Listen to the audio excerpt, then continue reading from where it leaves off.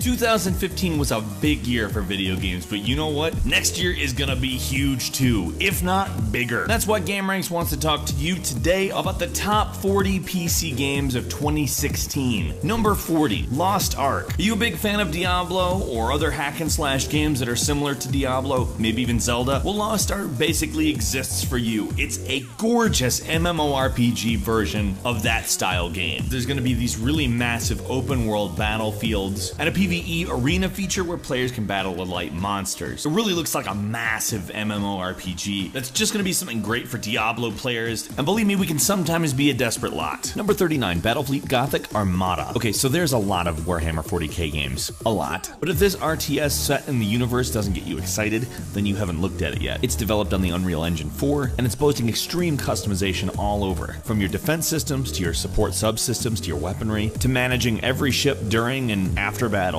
And on top of that, being in one of the coolest universes out there, this is a gorgeous looking RTS. Number 38, Dragon's Dogma Dark Arisen. So a couple years ago, Capcom released an RPG by the same team that made Resident Evil, Devil May Cry, and Breath of Fire. And over time, they've made some improvements to that game through various DLCs, and created a really massive open world that actually engrosses you and makes you feel as though you have consequence within the world itself. This game plays a whole lot like if you combine Oblivion with Monster Hunter, which is a weird combo, but trust me, it works really well. And frankly, there's a certain kind of excitement that comes along with having this kind of game on the PC. Number 37, Homefront: The Revolution. It's just every kind of weird that you want from Homefront at this point. It's 2 years after the first Homefront in 2029. There's a Korean invasion in Philadelphia, and it's obviously your responsibility to stop it. Not exactly a killer plot or anything, but who expected that? Who asked for that even? It's Homefront. It's big, it's obnoxious, and frankly, Philadelphia is a great setting for Homefront. The folks in charge of the sequel are really happy with what they've been allowed to do without THQ's involvement, moving from a very linear progression to a much more open world execution, which, to be frank, that's kind of what Homefront as an idea lends itself to. Number 36, Albion Online is a sandbox MMO. You can play this game on Windows, iOS, and Android, with other people playing it on any of those platforms. And if that makes it sound like it's dumbed down, you're very wrong about that. All the items and buildings are crafted by the players in the world. It has a crafting and player-driven economy, combat to claim territories, or even just attack and watch the world burn. You don't need to care about the spoils to be a victor. And here's the other thing, in the PvP, when you die, people can fully loot you. The combat actually looks pretty unique in that everything is classless, and a lot of people can play it at once on a lot of different platforms. Number 35, Unravel is a physics-based puzzle platform game. It's one of those unique games that just immediately gets a fan base. The mechanics combine traditional platforming with some puzzles that you have to solve using the yarn that you are made of. And I've seen a couple of comparisons to Little Big Planet, but I don't think they're the same kind of game on account that's a creative platforming game, whereas this is a puzzle platforming game with a heavy emphasis on physics that I can't wait to dig into. Number 34, Dreadnought is a game where you take control of a large spacecraft and fulfill the role as captain using the weapons to attack other very large ships. And there's a very specific emphasis on very large ships. This is not like a rogue type situation. You are the captain. It's not going to be dogfights. A lot of this is about strategy, anticipation, and positioning. On top of that, there's multiplayer that sounds pretty damn fun. Number 33, For Honor is a hack and slash game that Ubisoft is bringing out that takes a pretty known concept and grounds it a little bit by not making it fantasy oriented. It's actually intended to be somewhat historical and gives you the option to play as medieval knights, samurai, and Vikings, to give you a few examples. It is a hack and slash, but it's a little bit more tactical, and the battle system is actually called the Art of Battle. And they structured a lot of the multiplayer modes around shooters, with the creative director of the game actually calling it a shooter with swords.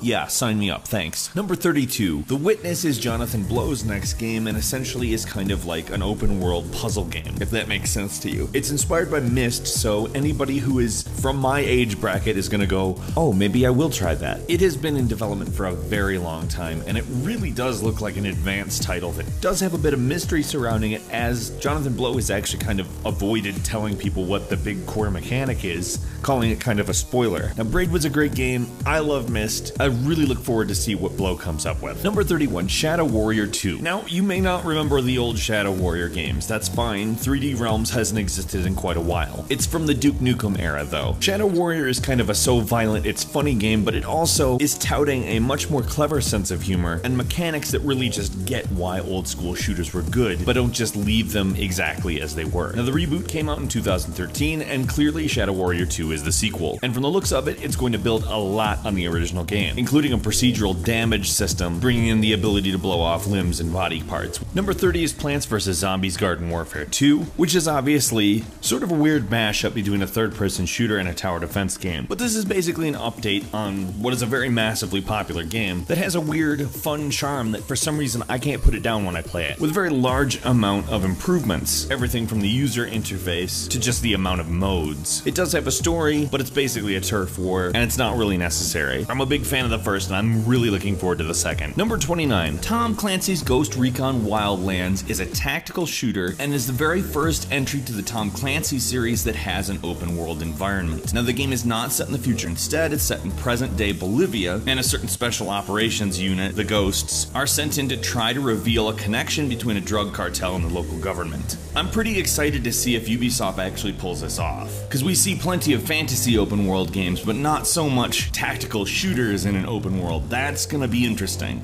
Number 28. Adrift is a first-person interactive fiction game, meaning it's a walking simulator, but let's stop calling that a genre that's bad. They're not always done right, I'm not saying they are, but neither is any other genre. Adam Orth basically came up with this idea after he really screwed up and said deal with it in regards to the original Xbox One DRM stuff. Hopefully Adam Orth is a better writer and game designer than he is a PR man. Number 27. Darkest Dungeon combines a mix of real-time movement and turn-based combat and this art style that is just one of the most memorable I have seen in a very long time. Stress actually plays a factor in this. If stress gets really high and it remains unchecked, they actually develop afflictions, which from the looks of it seem to be kind of like status ailments. I like that. And to just point out one other thing, why is it that side-scrolling RPGs are happening so much and looking so cool? Number 26, Dark Souls 3. Did you like Dark Souls 1, Demon Souls, Dark Souls 2, Bloodborne? I mean, that's a long list of games that are from the same developer that follow a similar formula and are all great. On top of that, they're adding a few combat mechanics like ready stance, which are essentially special abilities. And on top of that, all of the levels are designed basically just to kill you. Tell me, what more could you ask for with a Souls game? Number 25, No Man's Sky. A totally procedurally generated universe that you get to explore in a spaceship, combat enemies that are unique to every planet, and generally just see things that you could probably never imagine without having dipped your toes in No Man's Sky. Everything we've seen of this game looks amazing, and it's almost hard to believe that it's real. In fact, that's the reservation people have about it, if it will actually deliver on the massive promises that it's made. So far, it's looking pretty good though, I have to say. Number 24, Firewatch is this game that looks incredibly interesting. The art style is like a painting that has come to life. You play as Henry and you uncover clues about various weird things that have been happening around you and somehow relate back to a security tower being pillaged while he was out on patrol. Intrigue is what we are dealing with here. It actually relates to real life as it happens in the aftermath of the Yellowstone fires of 1988. Apparently the game doesn't have a whole lot of combat, if any at all, but it takes a lot of its inspiration from BioShock, namely Atlas, and how he interacts with the player. Number 23, Mafia 3 is a highly anticipated new entry to the Mafia series. If you're a fan of either of the first two games, I'm sure that this is a really big interest for you. It takes place in 1968 New Orleans. Oh, it's open world. Hopefully a little less hub-like than previous Mafia games, but still, you'll be able to interrogate NPCs, and on top of that, you can recruit lieutenants from a cast of available characters, including the protagonist from the previous game, Mafia 2. Number 22, Street Fighter V. So for one, the art style of Street Fighter V is fantastic. It looks amazing. I have never seen or imagined a Street Fighter that looks this good. And on top of that, they bring back some of the best features of Street Fighter 3, like the EX gauge, as well as the stun meter, which honestly 3 was definitely an underrated entry into the franchise. And though Street Fighter 4 didn't exactly do away with everything, for whatever reason didn't get as much attention as it maybe should have. In my opinion, it's probably because it wasn't quite the transition between 2D and 3D that the Street Fighter V looks to be. Number 21, Endless Space 2 is a turn-based strategy science fiction 4X game. Up to 8 players, either AI or real people playing, basically try to take over a randomly generated galaxy. It had a little bit of a learning curve, but people really liked the original. Endless Space 2 seems like it's a little bit secretive at the moment, but the footage that they have shown is absolutely gorgeous. As far as 4X games go, this might be the one that kind of widens the reach of the genre. 20, Far Cry Primal is an action-adventure game and really isn't that different than the regular Far Cry series on paper, except it's set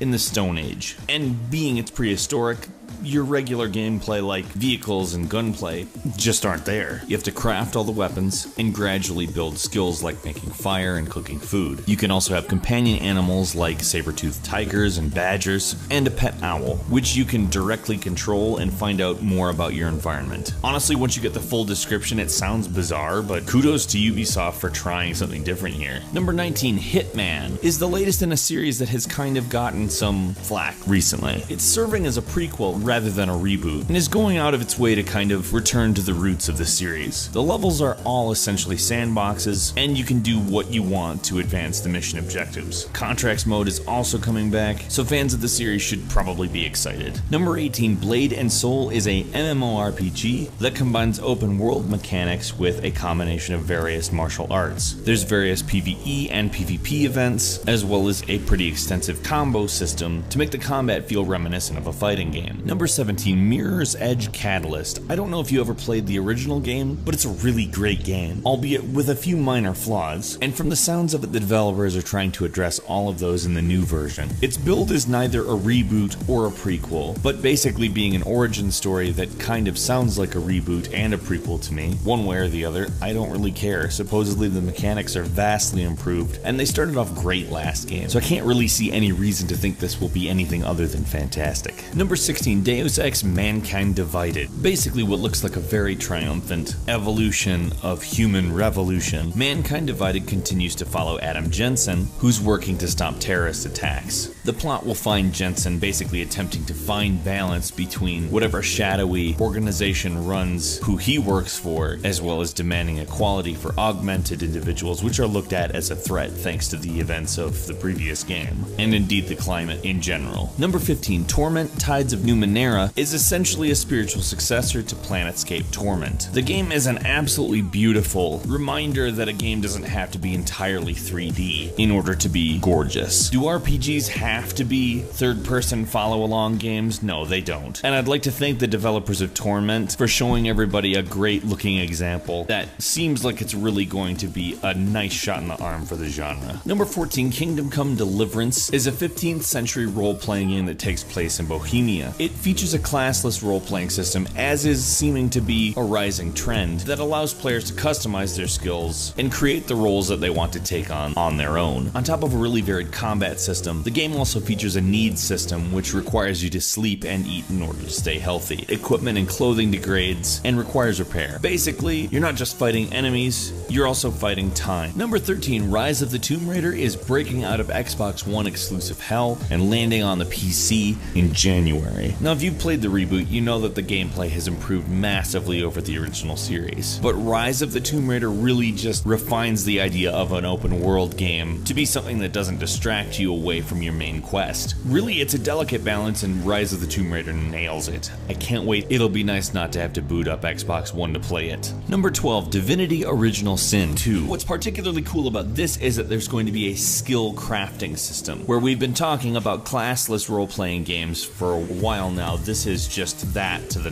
nth degree. On top of that, it's calling its friendship, romantic relationship, and hatred system Love and Hate. An obvious but well-titled system. Number 11, Mass Effect Andromeda. Not a whole lot is known about this game, but can you believe we're going to be able to continue the Mass Effect series? That's the main takeaway for me. I love Mass Effect. The games are just fantastic, and each entry to the series just got better and better, and by the time we got to the end of it, it was a very smooth, well-polished shooter on top of having a great overreaching plot. I can't wait to dive back into the universe and explore the Andromeda Galaxy with a new cast that hopefully is able to mimic the attachment that we all felt to the original. Number 10, Star Citizen. That's right, Star Citizen is supposedly finally going to launch next year, and that means both Squadron 42 and Star Citizen: The Persistent Universe itself. Both are very different, Squadron 42 being a single-player experience, a campaign that takes place within the universe of Star Citizen, and Star Citizen being a massively multiplayer online persistent universe that you can basically go around and do anything in. If they actually pull this off, color me impressed, because it is possibly the biggest undertaking anyone has ever done for a computer game. Number 9. The Division is a Tom Clancy game in which you take the role of an officer going around a seemingly post-apocalyptic world and fighting with people online. It looks like a pretty innovative game, and we're all very impressed with it. We just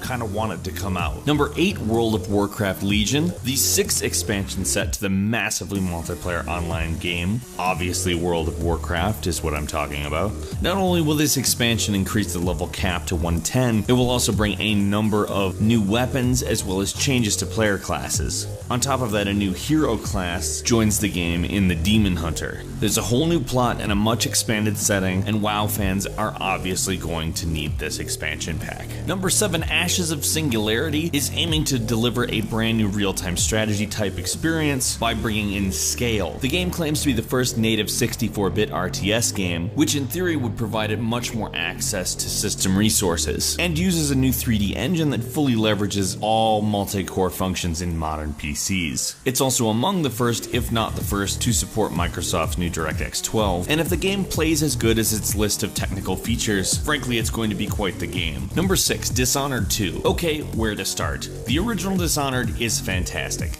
It is phenomenal. If you haven't played it and you like stealth or first-person shooters or unique games or great level design, play it. I really truly cannot imagine a scenario where the second Dishonored game isn't really good. And judging from the gameplay trailer, which shows us so many new powers and possibilities, plus the prospect of playing as Emily Kaldwin as a fully realized powerful adult, ooh, I can't wait. Number 5, Total War Warhammer is a turn-based RTS, which follows the Total War gameplay, but places it instead of in a historical setting into the Warhammer universe. And I don't know about you, but knowing how good the Total War games are, and knowing how cool the Warhammer universe is, I have to say my body is ready. Please give me the RTS Warhammer game. Thank you. Number 4, Paragon is a character-based shooter game, and that is kind of the extent we know about it. It's made by Epic Games, who created Unreal Tournament, the Gears of War series, and even Infinity Blade. Now, they have a lot of experience with good shooters, clearly, so I'm thinking that Paragon is probably going to be exactly that. Number 3, XCOM 2. This sequel to Enemy Unknown will take place 20 years later and assume that XCOM lost. XCOM 2 will obviously continue the story and build on the turn-based tactics battle model that was really great in Enemy Unknown. Number 2, Overwatch by Blizzard. Okay, yeah, not really known for first-person shooters, Overwatch really looks like an amazing effort out of Blizzard. It's colorful,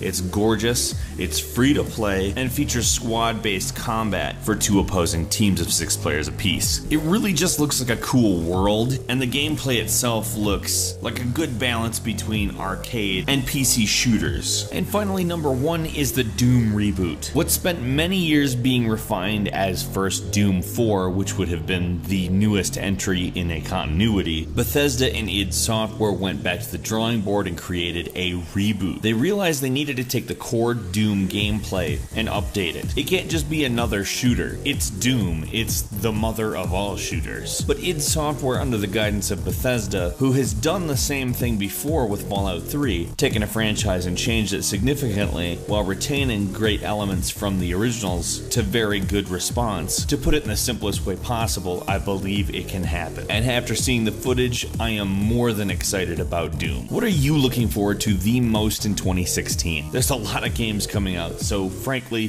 the choices are not sparse. Leave a comment, let us know what you think, and don't forget to click the like button as well. If you haven't subscribed to GameRanks, now is a wonderful time to do so. We upload brand new videos every single day of the week. The best way to see them first is, of course, a subscription. As always, thank you very much for watching this video, and we will see you next time right here on GameRanks.